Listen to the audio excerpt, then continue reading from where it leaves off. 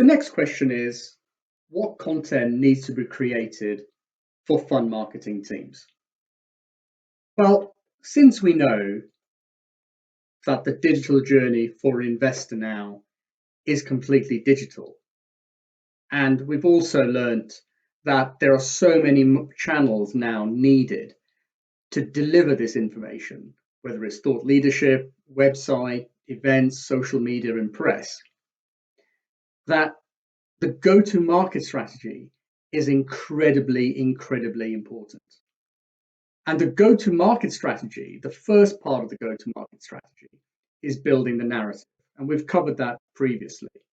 And that narrative, as a refresh, is about creating what the fund's about, what the investment strategy is, what the attitude to risk is going to be, working out who the ideal investor is, what's their profile, and who they are, the top 100, and iterating through that. Once you've done that, the next thing to work on is brand awareness. And that is about creating content that resonates with your ideal investor.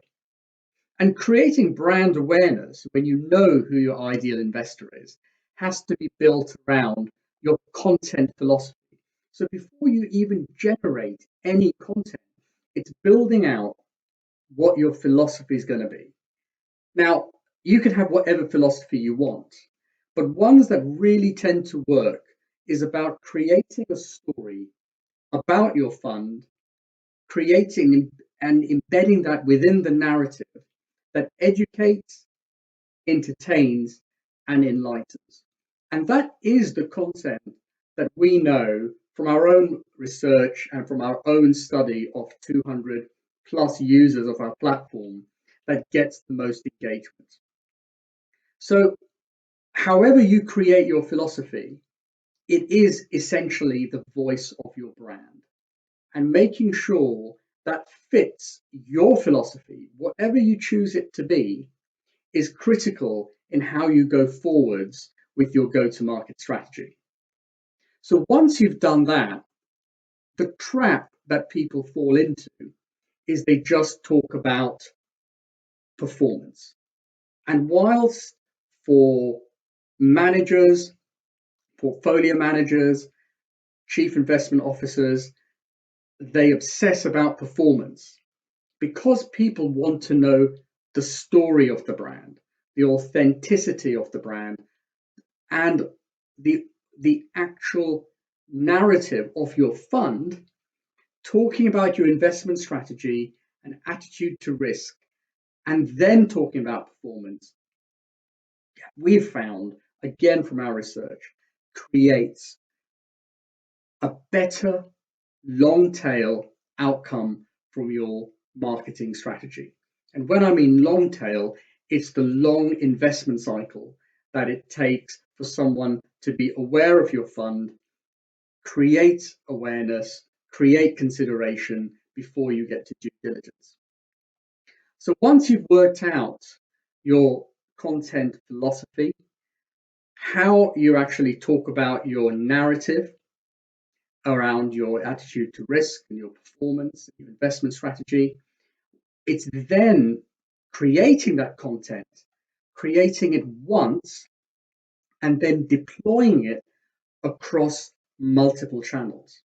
And the way we've seen people do this incredibly well is by recording some content from a portfolio manager, from a fund manager, from the head of investment or the chief investment officer, and then redeploying that through a copywriter, internal or external, into webinars, white papers, articles, LinkedIn messages or posts, and tweets.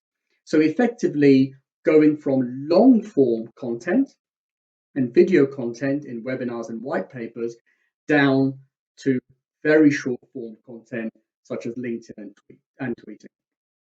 So what effectively that does, it gives you the ability to look at not only building the narrative, but creating the content that's targeted for your ideal investor that then ties in to the next stage of the process, which is demand generation. So that is the content that you need to be thinking about. And it's not just the content, it's the form of the content and how to efficiently deploy it across multiple channels so that that ties into your narrative, ties into your go-to-market strategy. So you're being more and more efficient with your marketing spend and resources. So, content. It's all about content.